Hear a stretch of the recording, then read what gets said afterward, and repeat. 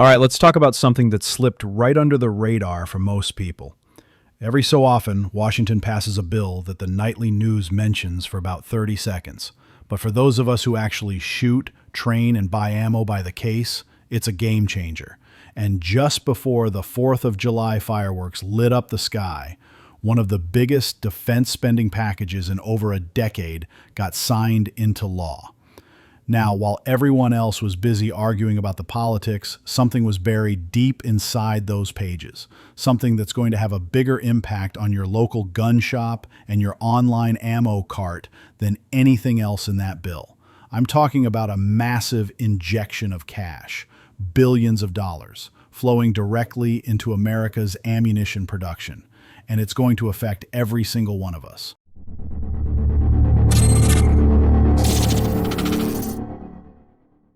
Before we get into the solution, let's rewind the clock. Remember 2020? Of course you do.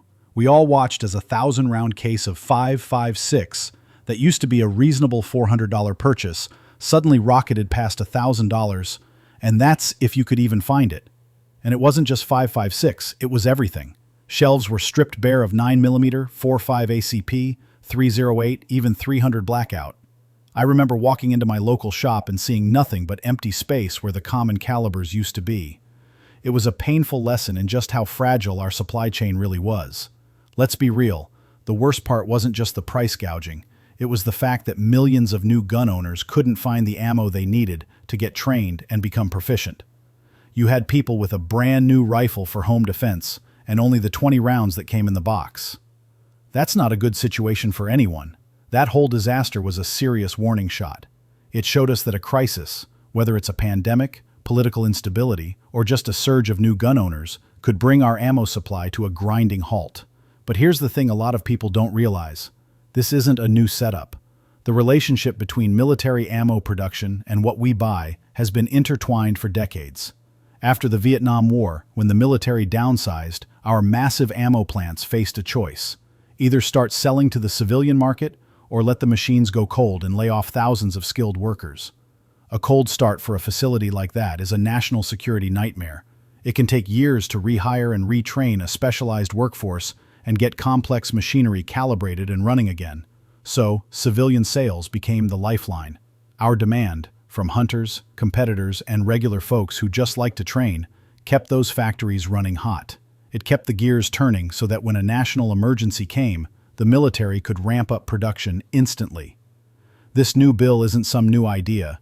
It's a long overdue investment in a system that we, the civilian shooters, have been supporting all along. So, that brings us to this bill, which is the direct answer to that 2020 wake-up call. It's designed to make sure that feast or famine cycle is a thing of the past. Let's break down the real firepower behind the funding. First up, there's $100 million earmarked to specifically ramp up production of 5.56 NATO and 7.62 NATO. Now, that sounds military-focused, but these two calibers are the backbone of the AR-15 and AR-10 platforms, the most popular rifles in America. And since a place like the Lake City Army Ammunition Plant historically sends nearly half of its small arms ammo to the civilian market, this funding directly translates to more of what we actually shoot. Next, and this is the big one, there's a $1 billion investment in what they're calling next-generation production facilities. This isn't just a fresh coat of paint. This is like going from a classic hand-built 1960s muscle car factory to a modern Tesla gigafactory. Think about what that means. Automated optical inspection systems that scan every single round for defects, ensuring you get fewer duds and a safer shooting experience. It means new, hyper-efficient case annealing processes that result in more consistent neck tension, which directly translates to tighter groups downrange. These are the kinds of upgrades that not only boost military output, but also create a massive surplus of higher quality, more consistent ammo for us. Then you've got the $2 billion raw materials play. This might be the most important part of the whole bill. We're talking about primers, brass, and powders, the holy trinity of cartridge making. The 2020 shortage was at its core a component shortage, specifically a global primer shortage, We learned the hard way that a huge portion of our primer supply was coming from overseas, from places like Russia. When that supply chain snapped, our factories sat idle. This funding is about building a national ammo pantry right here in the U.S. It's a strategic investment to onshore the production of these critical components, so we are no longer at the mercy of foreign supply lines. And finally, there's $10 million for workforce expansion. I know, it sounds like pocket change compared to the billions, but don't underestimate it. You can't run a gigafactory with unskilled labor. This funding is for training the next generation of highly specialized technicians, ballisticians who understand projectile performance, metallurgists who can guarantee the quality of the brass, and tooling specialists who can keep these advanced new machines running to unbelievably tight tolerances. Without these people, all that new hardware is just expensive junk. Okay, so billions of dollars, new machines, and a national ammo pantry. What does this actually mean for you and me when we go to buy a box of ammo?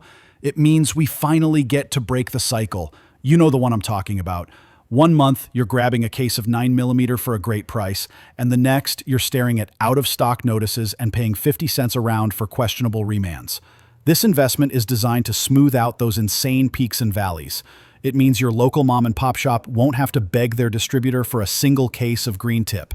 You won't have to feel like you need to take out a second mortgage just to keep your mags full. And here's the biggest benefit of all. A steady supply kills panic buying. When shooters are confident that ammo will be there next week, and the week after that, for a fair price, they stop hoarding. The panic subsides, shelves stay stocked, and the entire market stabilizes.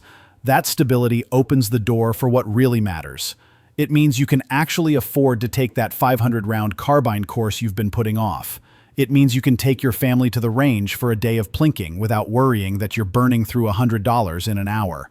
It means you can actually zero your new hunting rifle with confidence, instead of just using 3 rounds and calling it good enough. It all connects. More availability means more trigger time. More trigger time builds more skill, and more skill makes our entire community safer, sharper, and more prepared. So, when you boil it all down, this bill is a straight-up win. More machines, more materials, and more skilled hands on deck all translate to more boxes on the shelf and fewer heart-stopping price spikes. And the fact this got done right before Independence Day, I don't think that was an accident.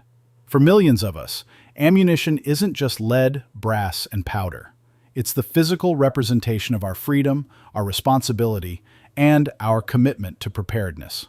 The freedom to train, to protect our families, and to stay sharp without having to ask for permission.